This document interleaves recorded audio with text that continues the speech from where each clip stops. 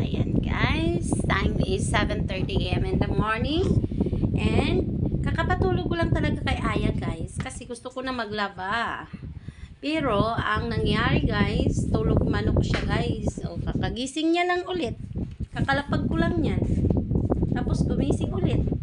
What's happened, bebe? Ay nako bebe, paano na ng mama maglaba niyan? Sa ginagawa mo anak. Tingnan nyo guys, naghanap na naman ng milk. Kakamilk niya lang yan. Na daw, O, na naman, Sabi ko nga kanina, wag maingay kasi, wag maingay kasi magigising si Bibi. Tapos kakalapag ko, hindi pa nga ako nakapagdiwit ng mga labahin ko. Gising na naman ng bata. Sabi niya, parang siyang ipon guys, naghahanap ng pagkain. Tweet, tweet, tweet, tweet. Ganon.